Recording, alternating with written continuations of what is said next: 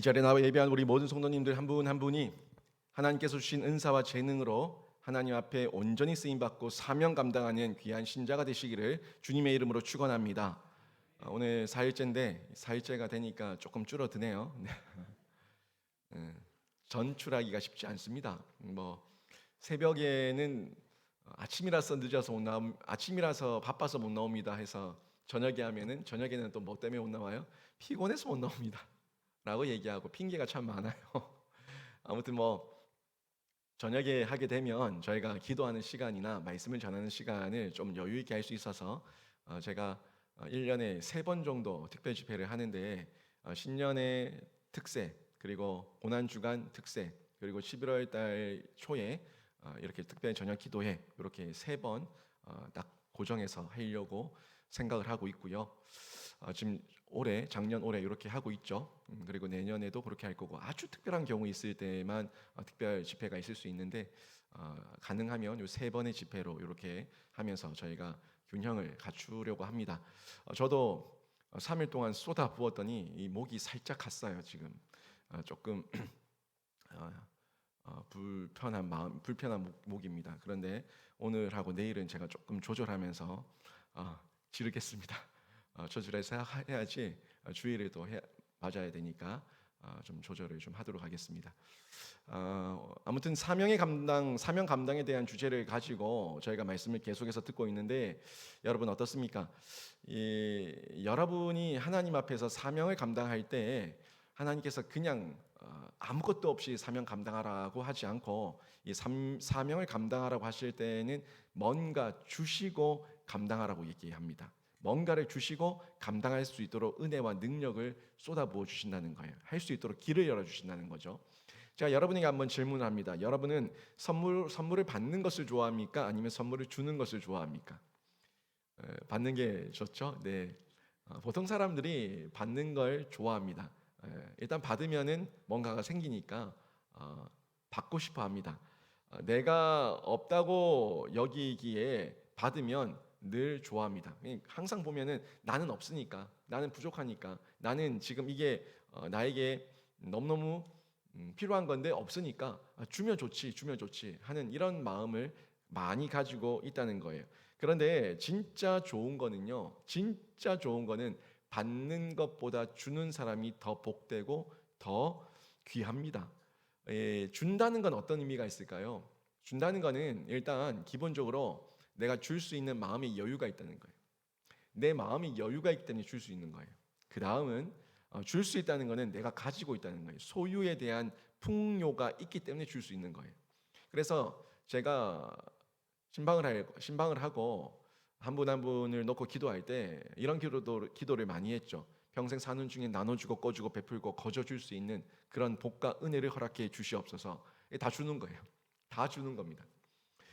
주는 자가 복된 자예요. 준다는 거는 일단 심적으로, 영적으로, 내적으로 마음의 여유 그리고 외적으로도 가지고 있으니까 풍요가 있으니까 또 나에게 소유라고 하는 그 소유에 대한 개념이 있으니까 나눠줄 수 있는 이것 얼마나 복됩니까? 나눠줄 게 아무것도 없어가지고 심지어는 내가 먹고 죽으려도 없다 하는 것보다는 내가 먹고 죽으려도 없다는 것보다는 남에게 나눠줄 수 있는 그 마음이 더 복되고 여유 있고 아름다운 모습 아니겠습니까? 이런 의미에서 준다는 것은 풍족의 의미가 있다는 거죠.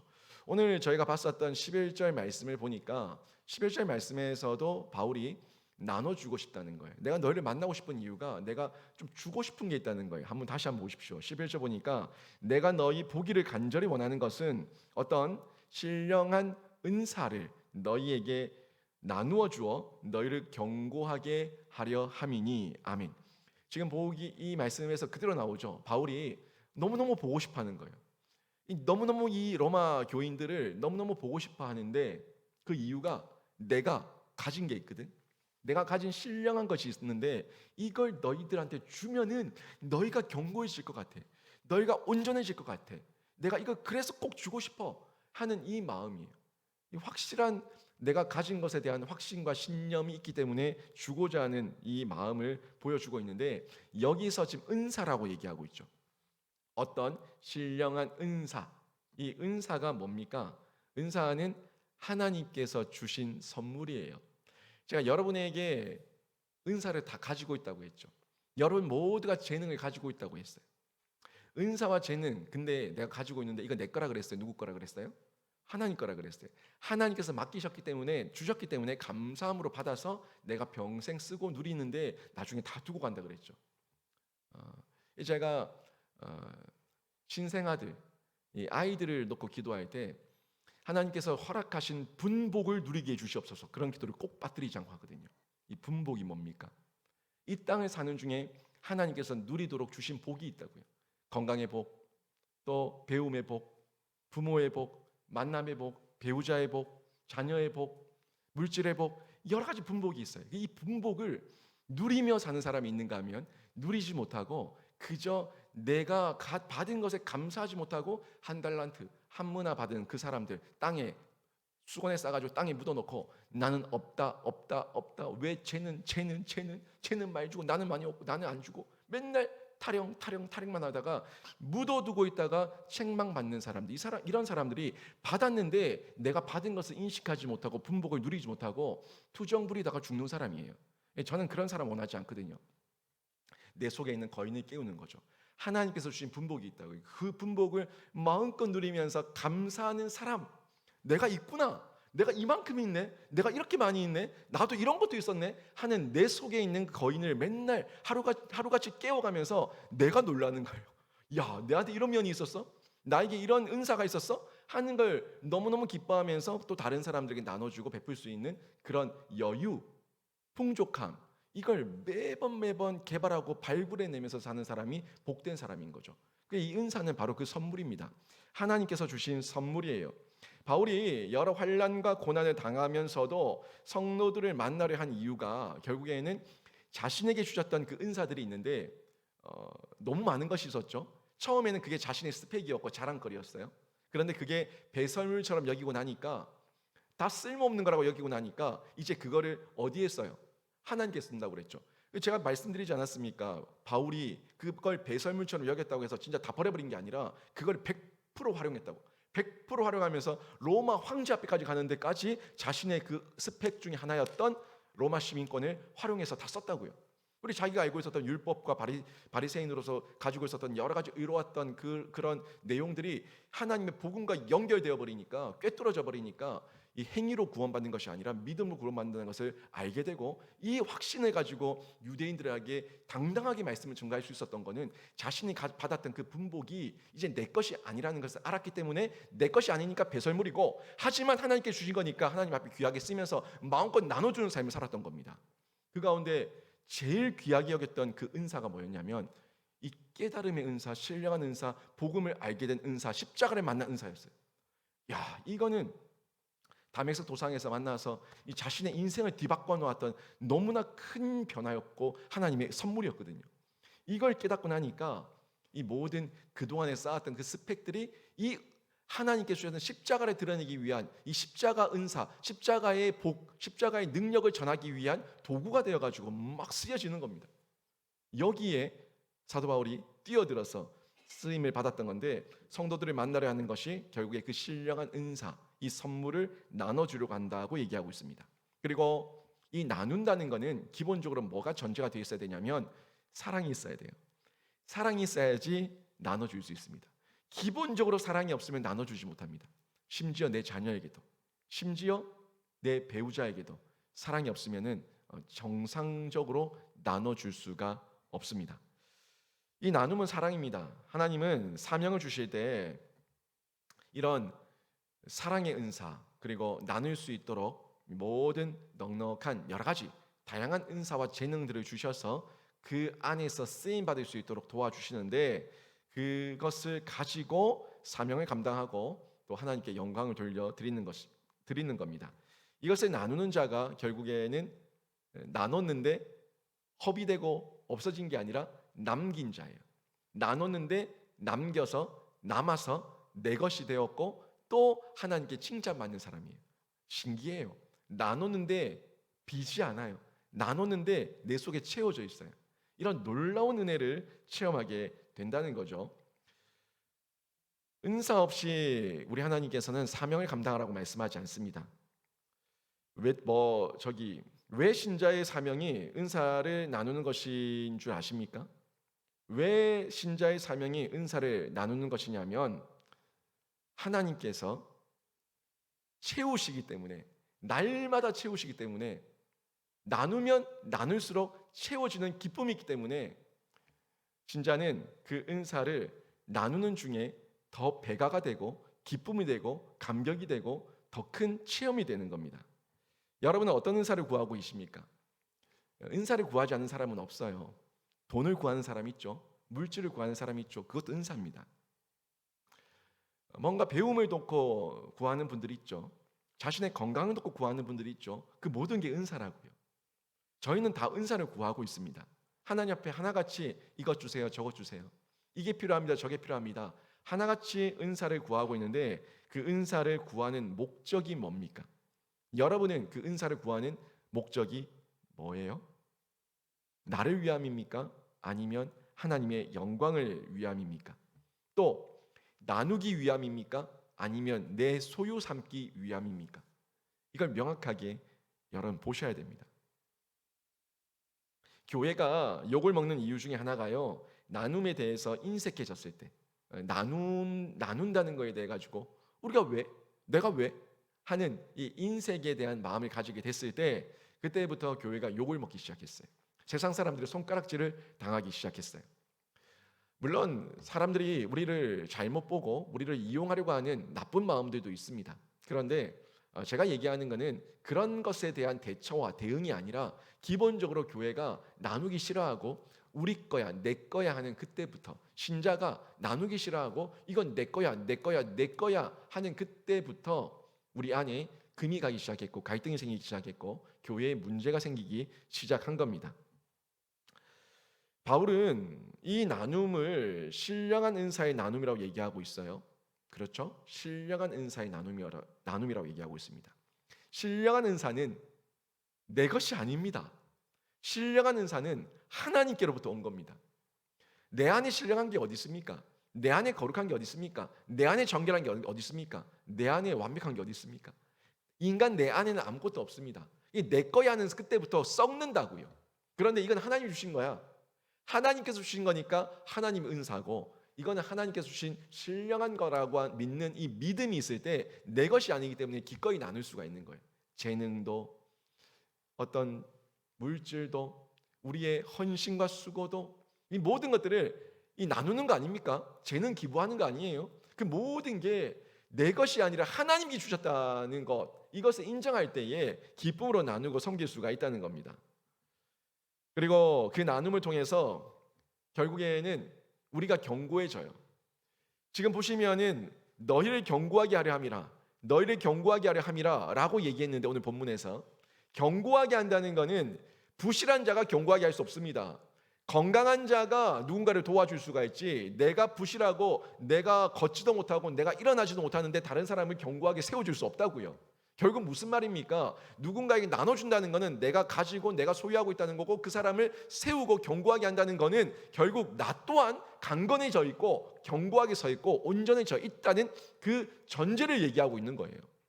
여러분이 정말 성장하기를 원하고, 여러분이 정말 자라가기를 원하고, 여러분이 정말 예수 그리스도 안에서 온전해지기를 원한다면 여러분이 나누는 삶을 살 때 이상하게 여러분이 먼저 온전해지는 복을 누리는 줄로 믿습니다. 여러분, 제가 말씀을 준비하는데 이번 주는 완전 말씀의 홍수입니다. 계속 말씀을 준비하고 있는데, 이 말씀을 준비하면서 제가 얘기 늘 하죠. 가장 많은 은혜를 받아 누리는 사람은 누구라고 얘기합니까? 저라고 얘기했죠. 저는 목이 터져라 얘기하고, 이 목이 아프고 따끔따끔하고 이 힘이 듭니다만은 제 내면과 제 속에서 영적으로 깨달아지고 영적으로 민감해지고 영적으로 분별해지고 영적으로 더욱더 또렷해지는 것은 제가 제일 먼저 은혜를 받아요. 그리고 제가 받은 은혜를 여러분에게 전달하는데, 제가 은혜 받은 만큼 전달의 전달력에 호소력이 있고 여러분에게 마음에 동함이 있는 거예요. 제가 만약 여기서 책 읽듯이 그냥 읽어 나간다면 소실히 전달력이 떨어지지 않습니까? 그런데 제가 느낀 그 느낌과 감정과 제 마음과 제 안에 있는 체험을 전달하니까 여러분에게 호소력이 있는 거예요. 제가 여기서 웅변하는 게 아니거든요. 제가 여기서 연극하고 있는 게 아니거든요. 제가 여기서 지금 이 쇼를 하고 있는 게 아니거든요. 제가 받은 대로, 제가 누린 대로, 제가 경험한 대로, 제게 느껴진 대로 전달하는 거예요. 그때 설교의 힘이 있습니다. 설교의 생명력이 있습니다. 설교의 파워가 있습니다. 그리고 그 마음에 코드가 맞는 사람들, 마음이 열린 사람들, 영적으로 뚫려진 사람들, 영안의 눈이 밝혀진 사람들, 그 사람들에게 쏟아부어지는 거예요. 쏟아부어지는 거예요. 이 가운데 저도 온전해지고 전달했을 때, 나눴을 때 들은 사람들이, 받은 사람들이 함께 온전해지는 기쁨을 누리게 되는 겁니다.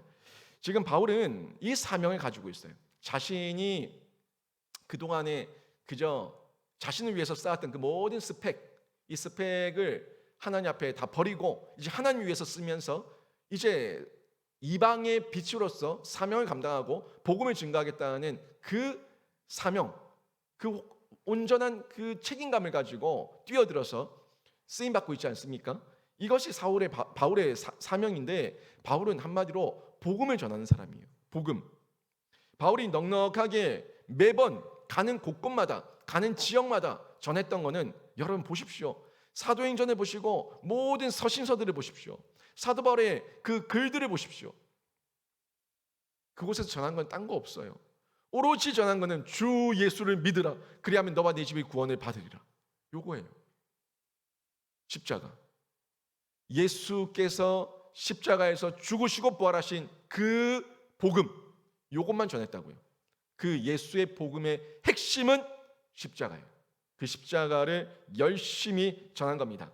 그리고 이 십자가 은혜는 하늘로부터 성령을 통해서 주시는 거기 때문에, 바울이 아무리 나누고 또 나눠도 비워지지 않고 풍족하게 채워져 있는 기쁨을 누리는 거예요.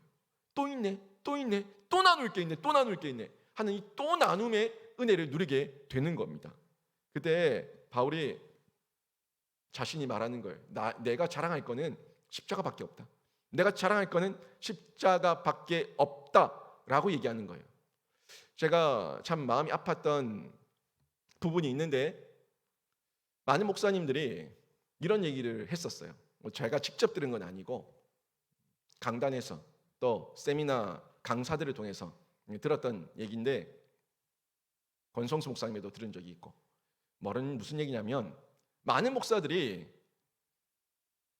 담임 목회 가서 3년을 쏟아붓고 나면은 설교거리가 뚝 떨어집니다. 요거 좀 기가 찬 거예요. 아니, 어떻게 3년 설교하고 설교거리가 뚝 떨어질 수가 있습니까? 10년을 설교해도, 20년을 설교해도, 30년을 설교해도, 100년을 설교해도, 1000년, 만년을 설교해도 하나님의 말씀은 끝이 없어서 설교거리는 날마다 풍족한 줄로 믿습니다. 그런데 이게 설교거리가 뚝 떨어졌다는 얘기는 결국 무슨 얘기냐면, 하나님과의 은혜가 뚝 끊어졌다는 얘기입니다. 하나님과의 은혜가 뚝 끊어지니까 이제 그 다음부터 뭘 하고 다니냐면, 세미나 중독에 빠지는 거예요. 목회자들이 이 세미나 저 세미나 온갖 세미나 다 가서 거기에 세미나에서 전달하고자 하는 그 핵심 철학과 그 마음과 본질을 배우려고 하지 않고, 가서 달라고 하는 게 뭐냐면, 자료 주세요. 자료 빨리 주세요. 자료 주세요. 자료 내놔요. 그래서 자료만 받아가지고 집에 가버리는 거예요. 여러분, 한국교회의 모든 목사님들이 그렇지 않겠지만 이런 분위기가 있었다고요. 얼마나 세미나가 많습니까? 목회자들을 향한 세미나가 차고 넘치고 있어요.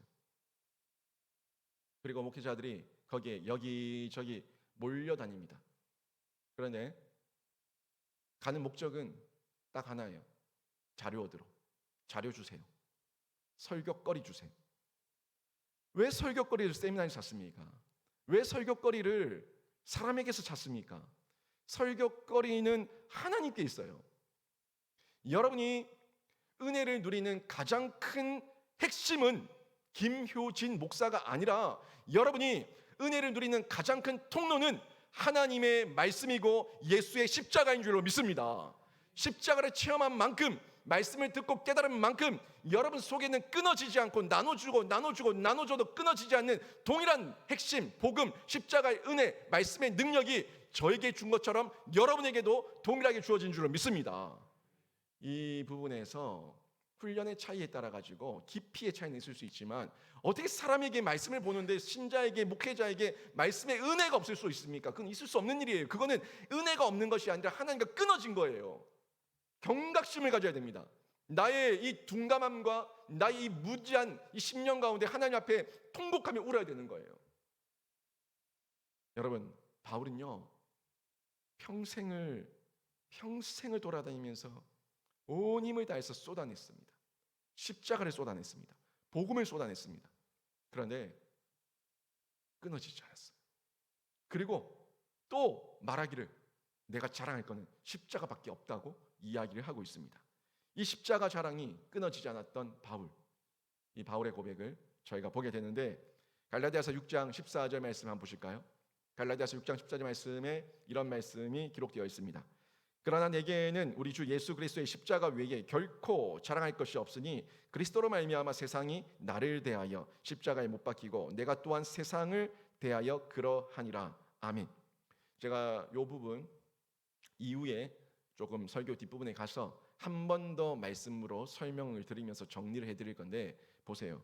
여기서 보시면은 지금 바울이 뭘 전하고 뭘 자랑하는가 하는 부분에 먼저 서두에서 얘기를 하고 있죠. 저희 교회가 하는 사역이 뭡니까? 저희 교회가 하는 사역이 생명 사역입니다. 근데 이 생명 사역은 천국 복음으로 사람을 살리고 키우고 고치는 사역입니다. 결국에 살리고 키우고 고치기 위해서 나누는 거는 뭡니까? 복음을 나누는 거예요. 그리고 그 복음의 핵심은 한마디로 표현하면 예수 그리스도의 십자가입니다.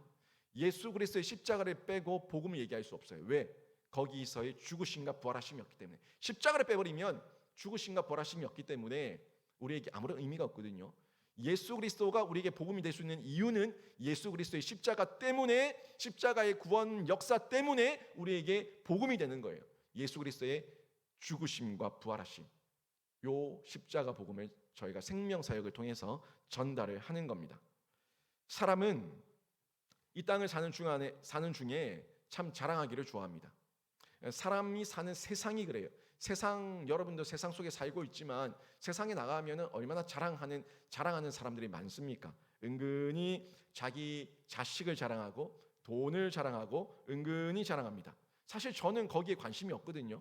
여러분도 관심이 없어요. 그 사람이 자식이 어땠는지, 그 사람의 돈이 얼마나 있는지 관심이 없어요. 우리는 관심이 없는데 괜히 이런저런 얘기하다가 은근히 쓱 돌려가지고 그런데 하면서 내 자식 얘기를 막 자랑해요. 그리고 아이고 이번에 안 그래도 뭘 했는데 돈을 벌어가지고 라고 얘기하면서 돈 자랑을 은근히 해요. 이 모습들이 세상 사람들의 자랑입니다. 그런데 이 부분에서 사도 바울이 자랑하는 게 너무 다르죠. 세상 사람들은 이렇게 돈 자랑하고 자식 자랑하고 인생, 자기 삶을 이렇게 포장해 가면서 허풍을 떨면서 자랑하고 있는데 바울은 자랑하는 게 이런 내용과 완전히 다릅니다. 완전히 달라요. 세상을 자랑하는 게 아니라, 사람을 자랑하는 게 아니라 뭘 자랑한다고요?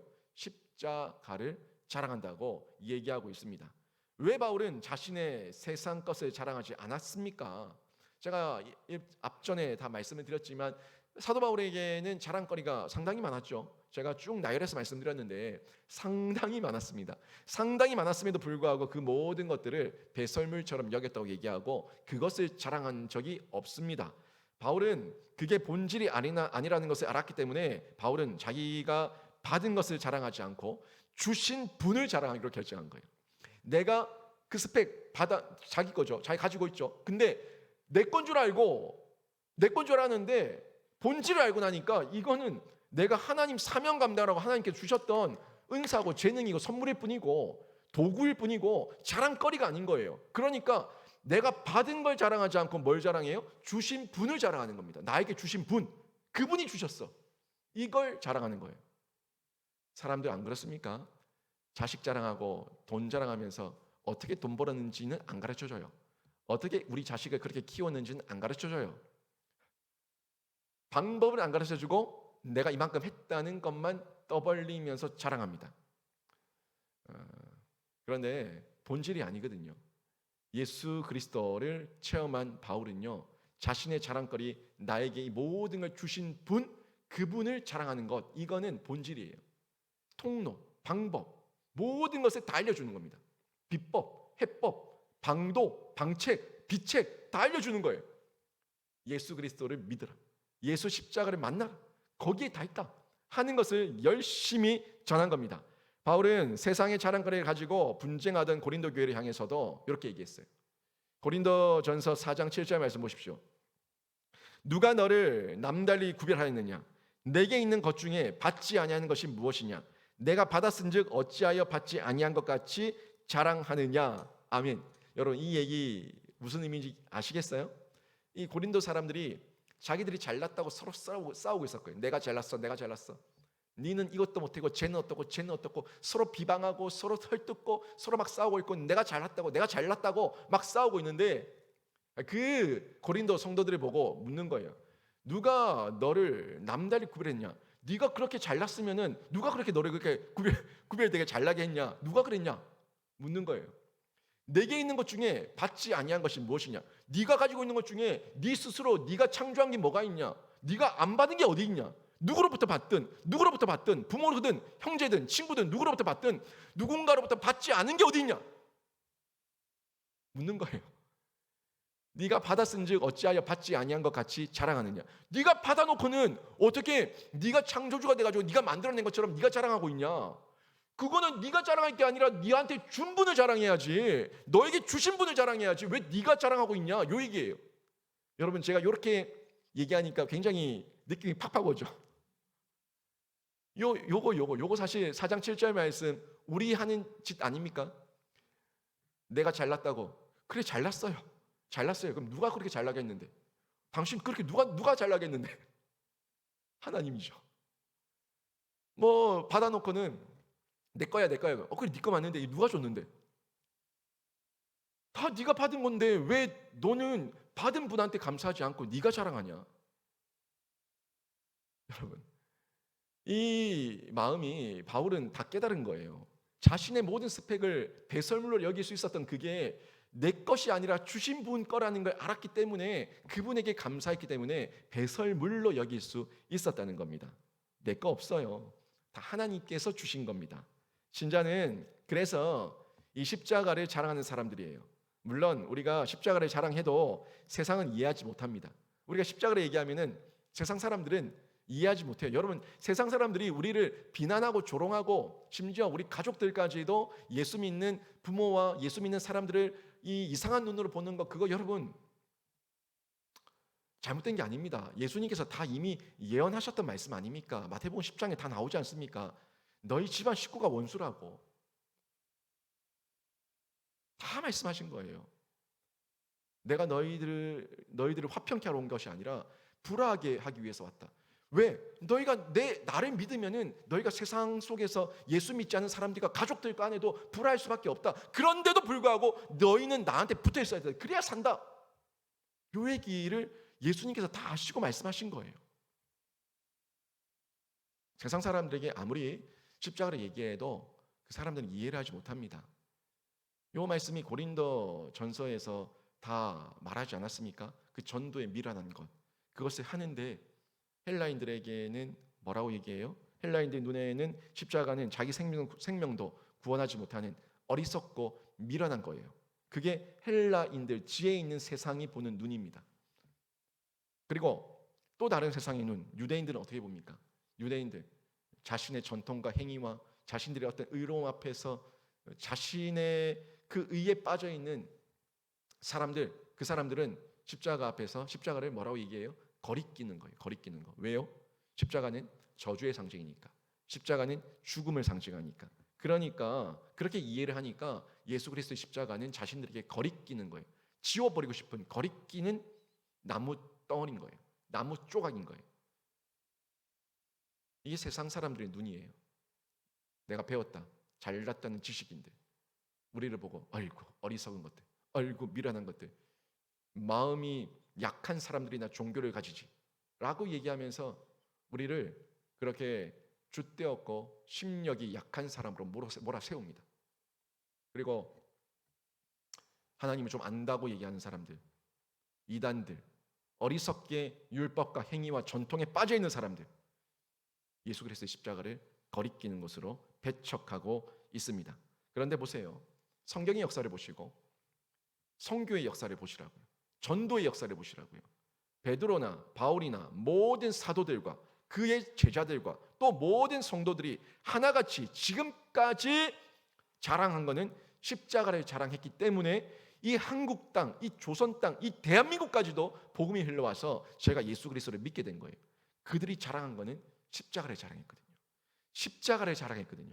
십자가를 자랑했기 때문에 구원의 능력이 임했고 성령의 능력이 임했고 우리들까지도 복음을 듣게 된 거예요. 그게 성경의 역사고 성교 역사입니다. 이거 누가 부인하겠습니까? 그리고 그것이 자신들에게는 사명이었기 때문에 어떤 대가를 지불하더라도 심지어 목숨을 바쳐 순교하더라도 십자가만을 자랑하며 끝까지 지켰던 겁니다. 여러분, 우리가 세상을 향해서 십자가를 자랑하기 위해서는요, 말씀드린 대로 여러분이 먼저 신자가 십자가를 소유해야지 십자가를 자랑할 수 있다고요. 내가 소유하지 않았는데 어떻게 자랑할 수 있겠습니까? 내가 일어서지 못했는데 어떻게 안전뱅이를 이렇게 세울 수가 있겠습니까? 소유해야지만 전달할 수 있는 거라고요. 십자가를 즐거워해야지만 자랑할 수가 있는 겁니다. 십자가가 거리끼는 것이고 미련한 것이고 어리석은 것이고 십자가가 꼴도 보기 싫은데 어떻게 십자가를 자랑할 수가 있겠습니까? 여러분이 영신교를 자랑하기 위해서도 여러분 속에 영신교에 대한 그 자부심이 있어야지만 영신교를 자랑할 수가 있는 거예요. 여러분이 영신교회 우리 교회에 대한 사랑이 있어야지만 다른 사람들이 우리 교회 한번 와보라고 얘기할 수가 있는 거예요. 마찬가지 아닙니까? 그 마찬가지인 것처럼 내가 믿는 예수와 내가 믿고 있는 그 십자가가 명확하고 선명해야지만 그래야지만 그 십자가를 자랑할 수가 있는 겁니다.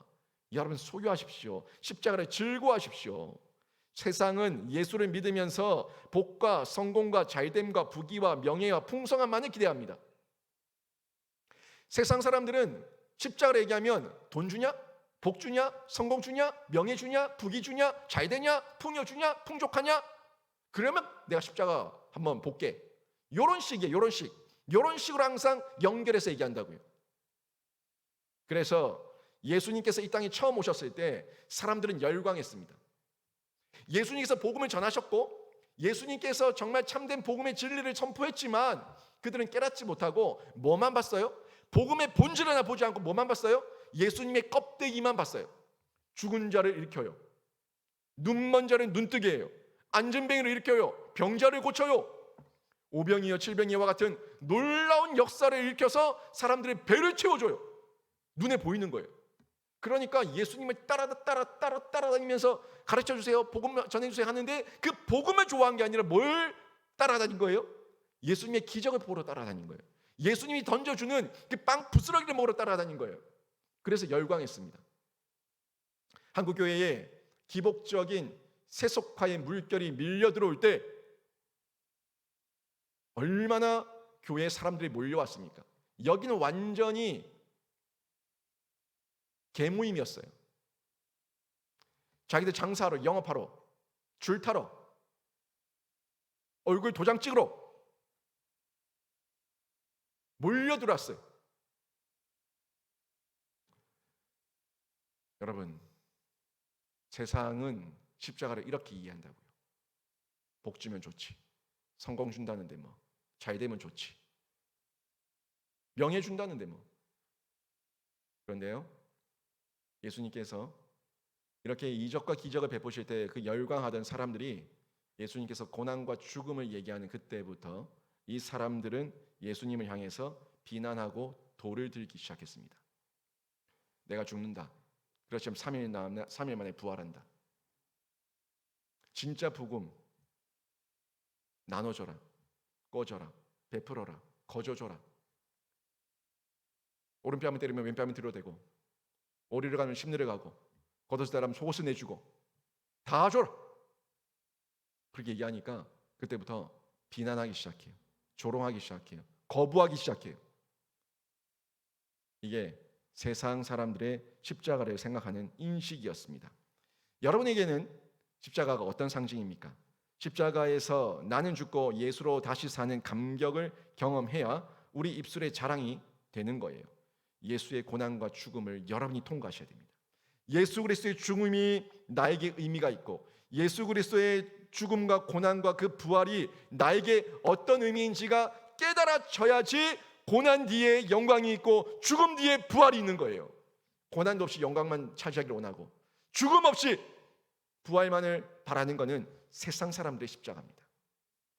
여러분이 십자가를 자랑하기 위해서는 십자가를 통해 통과해야 되는데 그 통과는 고난입니다. 죽음입니다. 고난입니다. 죽음입니다. 이걸 통과해야 한 다음에 그 다음에 여러분에게 영광이 있고요. 그 다음에 여러분에게 상급이 있고요. 그 다음에 여러분에게 부활이 있는 겁니다. 그래서 자랑할 게 있는 거예요. 이걸 통과했기 때문에. 어떤 경우에도 하나님을 부인하지 않는 겁니다. 혹시라도 그 십자가를 상실한 분 계십니까? 잊어버리고 심령이 상한 분 계십니까? 있다면 다시 십자가를 기억하고 십자가만 자랑하는 사명을 회복하시기를 주님의 이름으로 축원합니다. 이 자랑의 이유, 십자가를 자랑하는 자랑의 이유 가운데 여러 가지가 있지만 현장 가운데서 체험되었을 때 또 근원을 알아서 모든 것을 덮어버렸을 때 십자가를 자랑하지 않을 수가 없습니다. 바울이 십자가를 자랑한 이유 중에 그 첫 번째가 십자가는 바울에게 생생한 현장의 증거가 되었습니다. 생생한 현장, 자신이 살아가는, 숨쉬고 살아가는 이 땅에서의 현장, 그 속에서 자신이 체험하고 경험한 증인, 증거, 이게 삶 가운데 드러났다는 거예요. 그래서 십자가를 자랑하지 않을 수가 없었다는 겁니다. 현장을 살아내는 장, 현장을 살아내는 장은 결국에 증거고 체험의 내용이 되는 겁니다. 현장의 현장, 이 마당 할 때 그 마당 장자예요. 여러분이 살아가고 있는 이 일상이에요. 일상, 가정, 일터, 사업처, 여러분이 만나는 사람들, 교회, 모든 일상, 여러분이 살아내고 있는 장, 이 장에서, 이 현장에서 여러분이 십자가를 체험해야지만 그 체험된 내용을 증거하고 여러분이 증거하면은 증인이 되는 거예요. 여러분 삶 가운데, 일상 가운데 체험이 없으면 자랑할 게 없습니다. 제가 일상을 살아내라고 계속해서 말씀을 드리는 거예요. 여러분도 매일마다 삶의 현장을 살아내고 있지 않습니까? 오늘도 살아내시지 않았습니까?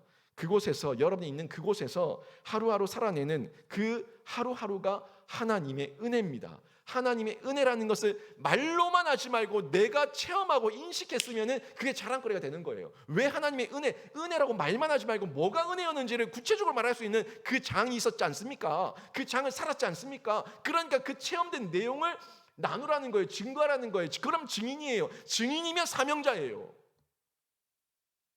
여러분 살아내셔놓고 저는 그런 거 없는데요. 그런데 말은 하나님의 은혜입니다. 너무 이질적이지 않습니까? 뭐가 앞뒤가 안 맞지 않아요? 말은 하나님의 은혜입니다 얘기하는데 뭐가 하나님의 은혜입니까? 글쎄요 라고 얘기하고 자랑할 거리가 있습니까? 자랑할 거리가 잘 모르겠는데 글쎄요 이렇게 얘기해버리면 뭐가 은혜였다는 거예요? 말만 은혜였다는 거예요. 말만. 내가 은혜였습니다. 모든 오늘 하루가 내 일상이 내 평생이 하나님의 은혜였습니다 라고 얘기했다면 뭐가 은혜였는가를 내가 체험한 거를 증거하고 전달하는 거예요. 지금 여러분 일상의 자리는 어떤 자리입니까? 여러분의 일상의 자리, 여러분 한번 냉정하게 여러분 자리는 어떤 자리입니까? 돈 버는 자리입니까? 돈 벌기 위해서 살고 있는 인생입니까? 돈 버는 자리예요? 하나님께서 보내신 사명의 자리로 알고 살아내십시오. 돈은 버셔야죠. 돈을 버는 건 하나님도 필요한 걸 압니다. 그런데 나는 돈을 벌지만 이거는 보너스고 덤이고 내가 사는 삶의 목적은 사명이기 때문에 이 일터를 다니고 있고 사명이기 때문에 이 사업을 하고 있고 사명이기 때문에 공부를 하고 있고 요거를 먼저 발견하고 난 다음에 살아내면은 그 나머지 건 덤이라고요. 그때 제가 돈 벌기 위해서 삽니다. 이런 말이 안 나오는 겁니다. 여러분 사명의 자리로 인식하고 여러분 삶을 살아내세요. 그러면 일상을 통해서 나를 사랑하시는 하나님과 십자가를 체험하고 자랑하게 됩니다. 바울은요 이 현장을 십자가로 이해했기 때문에 그 체험을 자랑했고 일상이 사명의 현장이 된 겁니다. 그 현장은 매일 일상의 현장에서 자신의 부족함을 고백하는 자리예요. 그리고 나의 죄인됨을 고백하는 자리예요. 그리고 내가 사는 일상의 모든 시간 순간순간이 하나님의 도우심이 없고 십자가의 은혜가 없으면 살 수가 없는 자리임을 인정하는 자리예요. 신자는 이것을 인정하고 하나님 앞에 엎드릴 때에 사명을 감당할 수가 있거든요.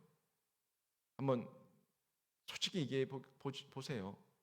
여러분, 정말 하나님의 은혜 없으면 하루라도 살 수 있습니까? 하나님의 은혜 없이는 한순간이라도 살 수 있습니까? 하나님의 은혜 없으면 이 마음에 일어나는 분노와 절제되지 않는 이 감정을 통제할 수 있습니까? 하나님 안에서 화평과 감격과 기쁨이 있으니까 이 모든 것들을 이겨내며 살아가고 있지 않습니까? 그래서 신자의 신앙의 핵심, 신자가 가진 신앙의 핵심은 이 십자가, 복음의 핵심, 이 십자가여야 된다는 거예요. 그리고 바울이 또 자랑할 거리가 있었는데 그 자랑할 거리가 셈의 근원을 알게 된 거예요. 셈의 근원. 이 셈의 근원은 여러분이 잘 이해를 하셔야 되는데, 신자의 모든 복과 은혜는요 예수 그리스도의 십자가를 통해서 주어진 거거든요. 예수 그리스도의 십자가가 없으면 저한테, 여러분에게 구원이 없습니다. 구원이 없고 영생이 없습니다. 다시 사는 은혜가 없습니다.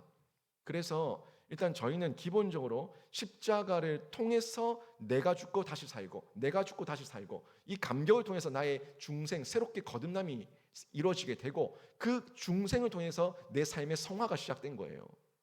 이건 정확한 거 아닙니까? 그래서 이 십자가를 통해서 주어졌다는 이 근원, 이 셈의 근원, 모든 것이 십자가를 통해서 주어졌다 하는 것을 넉넉하게 인정할 수 있어야 된다는 거예요. 내 것이 없다는 걸 인정해야 된다는 거예요. 예수님께서 십자가에 달려 죽으실 때 예수님 옆에 있었던 강도 한 명이 있었습니다. 두 명이 있었는데 한 명은 예수님을 저주했고 한 명은 예수님을 시인하고 인정했죠.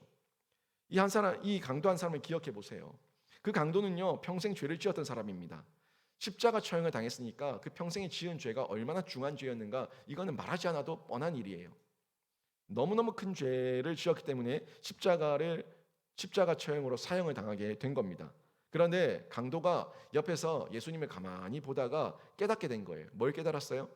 예수님께서 특별한 분이고 이분은 정말 다르다, 뭔가 다르다 하는 걸 깨달은 거예요. 그래서 이 강도가 예수님께 힘겹게, 자기도 십자가에 달려 있으면서 아주 힘겹게, 그 말 한마디 하기 힘든 그 상황에서 아주 힘겹게 말을 건넵니다.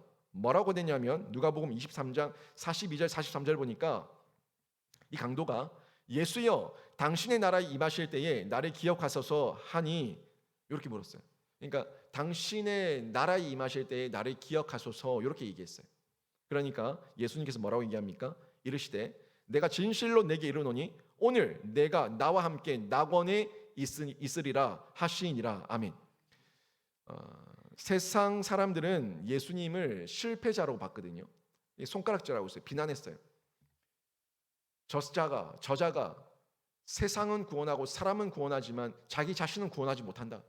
네가 정말 유대인이 왕이고 하나님의 아들이면 거기서 내려와 봐라. 그러면 믿겠다. 끝까지 조롱했던 건 기적 보여봐라. 그럼 믿겠다. 요거예요.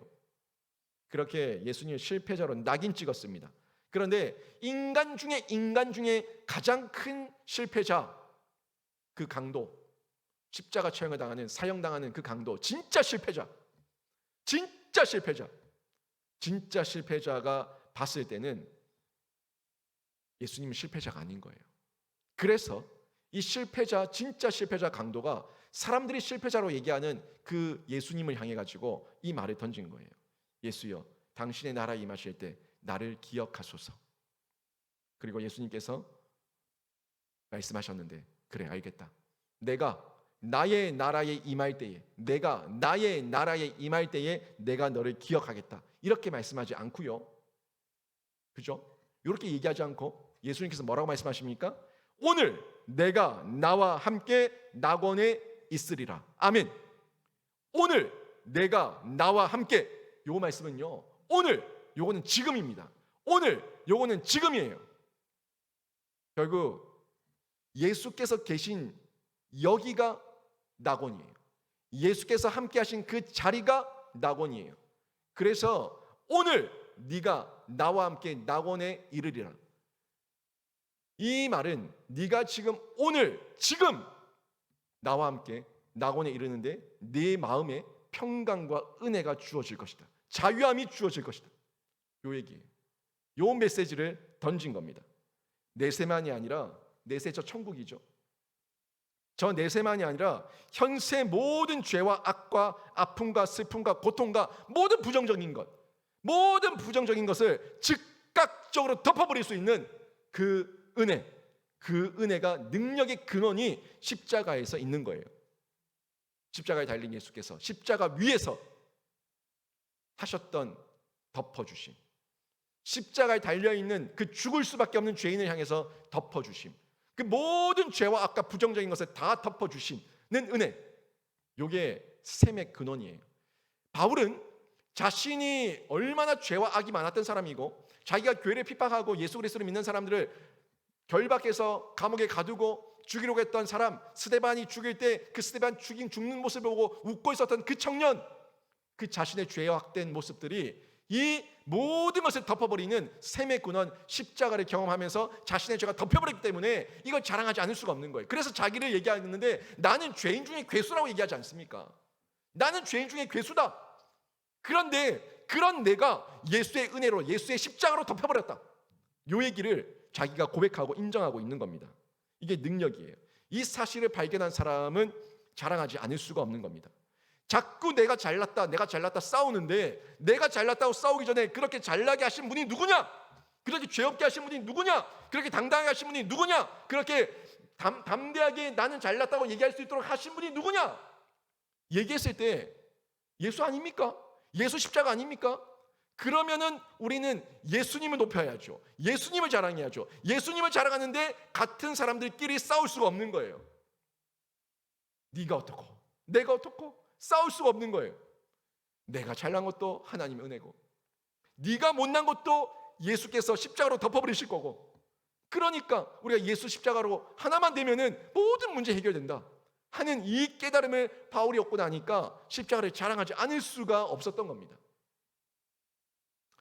또 바울이 자랑했던 것은, 십자가를 자랑하는 이유는 십자가 위에서 진실한 승리, 진짜 승리를 맛봤거든요. 이 승리는 세상처럼요 다투며 싸우며 짓밟는 싸움이 아닙니다. 오히려 세상의 질고와 허물과 죄를 대신해 지고 죽는데 다시 사는 참승리. 분명히 죽었는데 다시 살아요. 분명히 맞았는데 평안해요. 분명히 짓밟혔는데 내가 이겼어요. 예수님이에요. 예수님 맞고 뜯기고 찢기고 모든 것이 완전 발가벗겨졌어요. 그런데 예수님이 이겼어요. 예수님이 승리했어요. 세상 사람들과 싸우는 방법이 달라요. 그런데 이겼어요. 진짜 승리예요. 진실한 승리예요. 이거를 맛보고 나니까 바울이 그 십자가를 자랑하지 않을 수가 없었던 겁니다. 바울의 선교 사역을 보십시오. 선교 사역에 그대로 나타났어요. 바울이 얼마나 고통을 많이 당하고 괴로움과 힘든 일을 많이 당했습니까? 그런데 바울은요 승리자였기 때문에, 승리자와 함께하는, 하나님과 예수 그리스도와 함께하는 십자가를 경험한 체험자, 함께한 그 연합된 자였기 때문에 당당했습니다. 거리낌이 없었습니다. 항상 모든 면에서 하나님 앞에서 떳떳했고 사람들 앞에서 떳떳했습니다. 여러분, 바울이 당했던 고통을 한번 보실까요? 고린도 후서 11장에 보면, 제가 읽어드린 테니까 보십시오. 고린도 후서 11장에 보면 23절부터 이렇게 쭉 나옵니다. 그들이 그리스도의 일꾼이냐 정신없는 말을 하거니와 나는 더욱 그러하도다. 내가 수고를 넘치도록 하고 옥에 갇히기도 더 많이 하고 매도 수없이 맞고 여러 번 죽을 뻔하였으니 유대인에게서 40에서 하나 가마매를 5번 맞았으며 3번 태장으로 맞고 1번 돌로 맞고 3번 파선하고 일주일에 깊은 바다에 지냈으며 여러 번 여행하면서 강의 위험과 강도의 위험과 동족의 위험과 이방인의 위험과 시내의 위험과 광야의 위험과 바다의 위험과 거짓 형제 중에 위험을 당하고 또 수고하며 애쓰고 여러 번 자지 못하고 줄이며 목마르고 여러 번 굶고 춥고 헐벗었노라. 아멘. 여러분, 제가 말하면서도 길지 않습니까? 빨리 읽었는데 길지 않습니까? 이런 수고를 당하면서 이런 핍박과 고통과 역경과 어려움을 당했는데, 그렇게 두들겨 맞았는데 바울은 당당했다고. 당당했고 떳떳했어요. 거리낌이 없었어요. 왜요? 진짜 승리를 알거든요. 뭐가 승리인 줄 알거든요. 그러니까 당당할 수밖에 없었던 겁니다. 로마서 1장 1절에 보시면 이런 말씀이 나옵니다. 예수 그리스도의 종 바울은 사도로 부르심을 받아 하나님의 복음을 위하여 택정함을 입었으니. 아멘. 지금 보십시오. 자신을 뭐라고 얘기하고 있습니까? 자신을 종이라고 얘기하고 있어요. 예수 그리스도의 종 바울은 자기에게 잘난 것이 없고 나는 그저 종이고 대사고 사자일 뿐이고 모든 근원과 주시는 분은 하나님이시고 승리자는 예수 그리스도라는 것을 아니까 자신을 종이라고 얘기하고 있는 겁니다. 이 사도 바울의 서신들을 보면서 자신을 종으로 얘기하는 표현들이 얼마나 많이 나옵니까?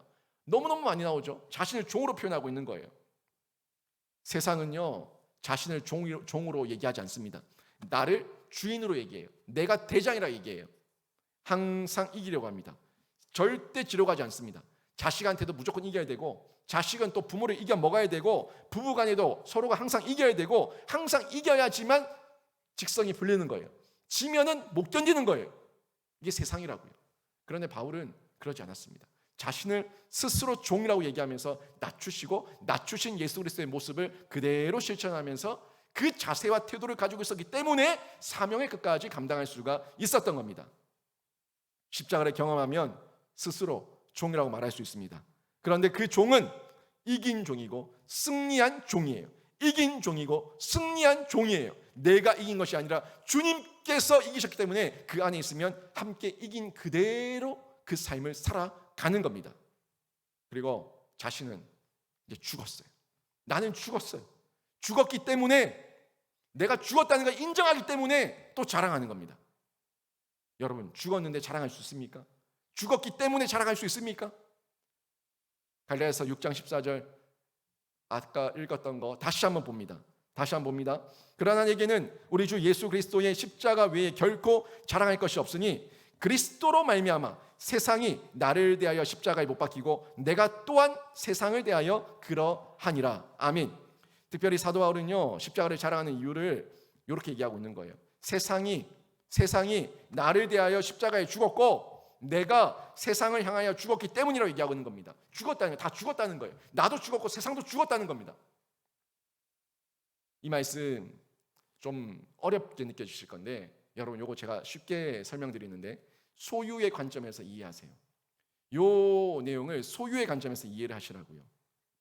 무슨 말씀이냐면 바울이 이미 십자가 안에서 있어요. 십자가와 연합되어 있어요. 십자가와 함께 있어요. 그렇기 때문에 십자가와 함께 있기 때문에 세상이 바울을 소유할 수가 없습니다.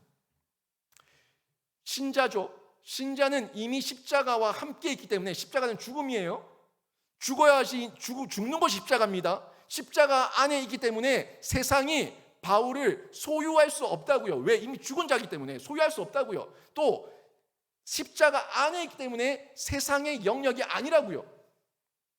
세상이 소유할 수 없습니다. 또 다른 관점입니다. 세상 쪽에서 바울을 보면 이미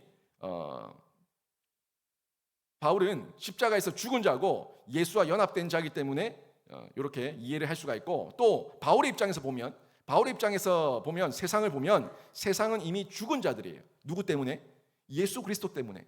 예수 그리스도께서 세상을 이기셨기 때문에 바울의 입장에서 세상을 보면 죽은 거예요. 죽은 건데 바울이 갈 이유가 없어요. 죽은 건데 갈 이유가 없어요. 십자가 있어야 돼요. 왜요? 십자가 있으면 다시 부활이 있기 때문에. 그래서 바울의 입장에서 세상을 보면 세상은 이미 죽은 자들이고 예수님께서 다 이겼기 때문에 그냥 무시하면 되는 세상이에요. 그래서 바울은 세상에 속할 수가 없습니다. 그래서 어때요? 요즘 보면은 세상이 우리를 지배하고 있죠.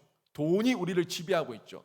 세상의 여러 가지 유혹과 더러운 것들이 우리의 마음을 주관하고 있죠. 아직 죽지 않아서 그래요. 누가요? 내가 십자가에서 죽으면 세상은 나를 소유할 수 없습니다. 내가 십자가에서 죽으면 세상을 볼 때 세상은 이미 예수께서 이긴 곳이고 예수께 죽은 거예요. 예수께 죽은 세상이기 때문에 세상을 향해서 가치를 부여하지 않습니다. 내가 죽으면 모든 게 해결돼요. 내가 죽으면 세상도 나도 세상을 향해서 의미와 가치를 부여하거나 가지려고 할 수 없습니다. 요게 핵심이에요. 근데 내가 안 죽어.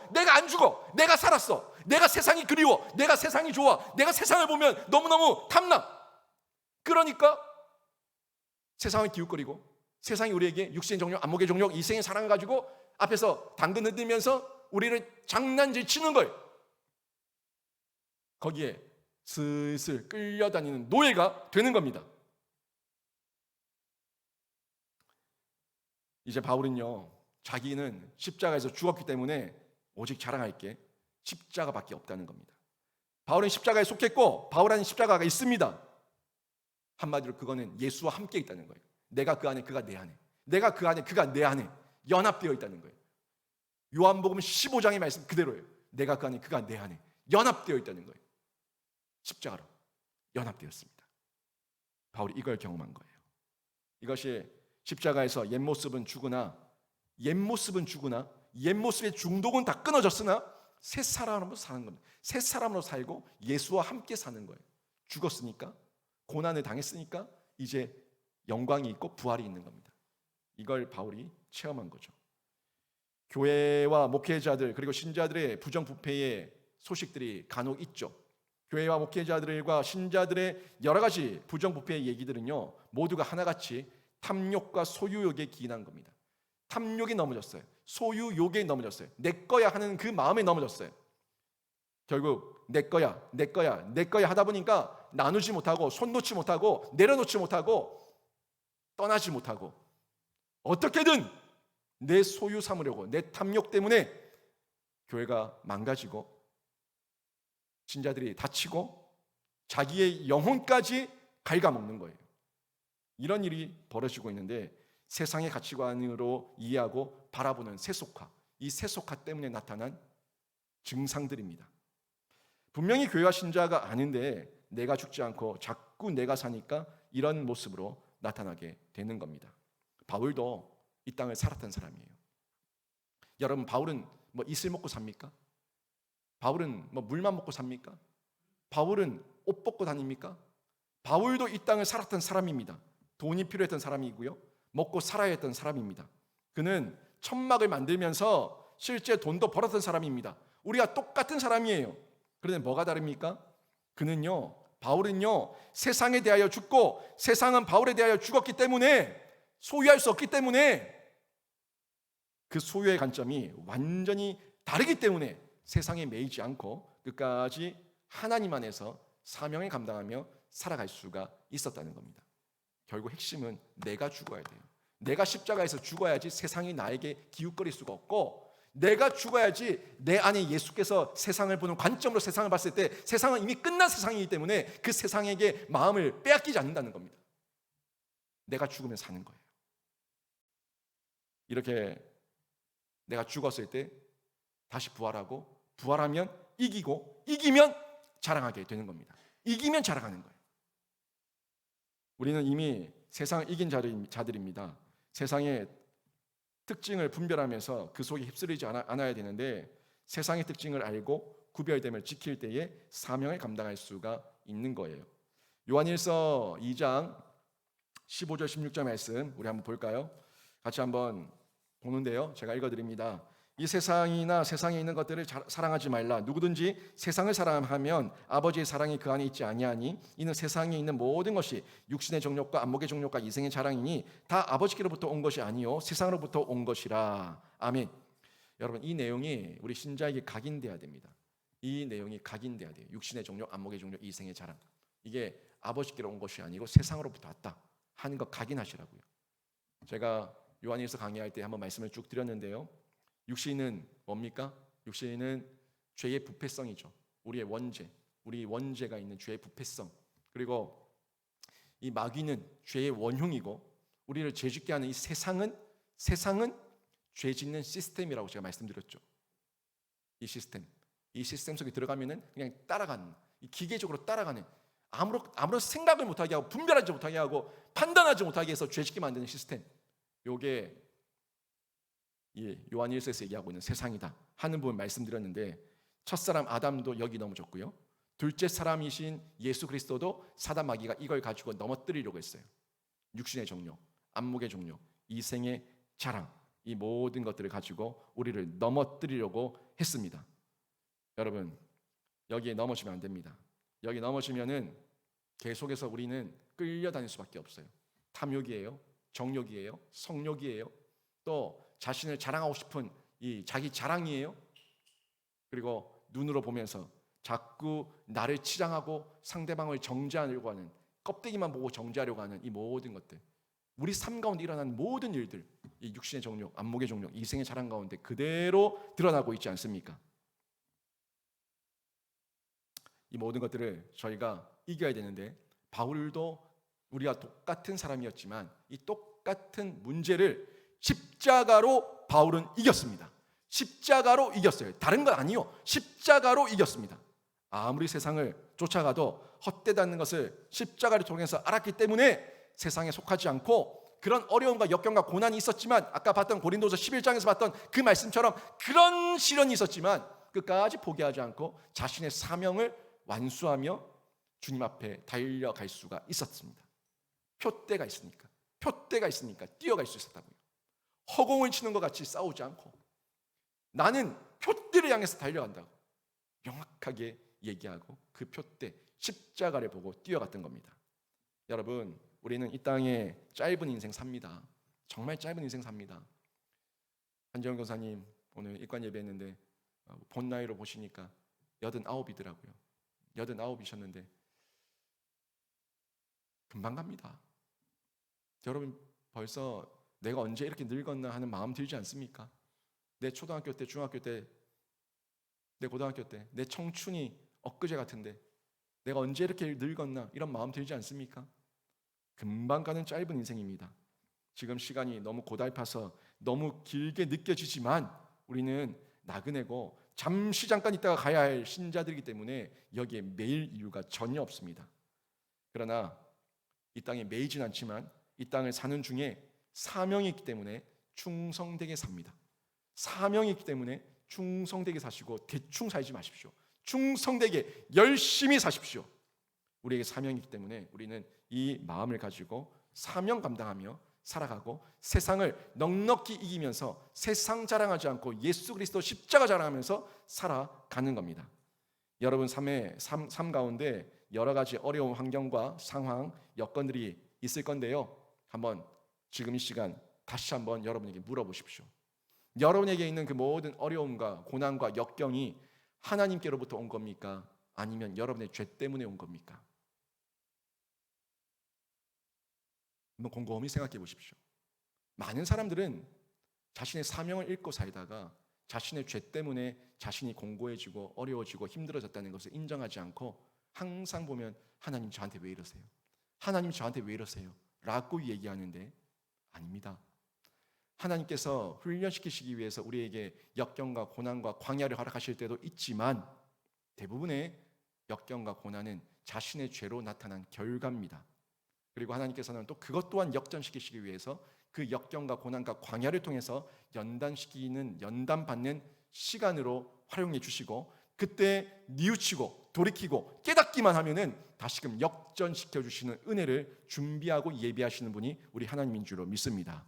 여러분의 환경과 상황 곰곰이 생각하시면서 여러분의 이 모든 어려움 나의 죄 때문에 왔다면 나의 죄로 온 모든 욕심, 더러움, 추악함, 탐욕, 세상을 향한 이 마음의 미련, 모든 것들 십자가에 못 박고 다시 거듭남으로 새 사명을 확인하시고 사명자로 살아가시길 바랍니다. 사명자로 살아가실 때 그 장은 여러분의 일상입니다. 여러분의 현장입니다. 열심히 사시고 충성되게 사시지만 거기는 돈 버는 자리가 아니라 사명 감당하는 자리임을 알고 사명 때문에 열심히 사는 진짜 새 사명을 발견한 신자가 되시기를 주님의 이름으로 축원합니다. 아멘.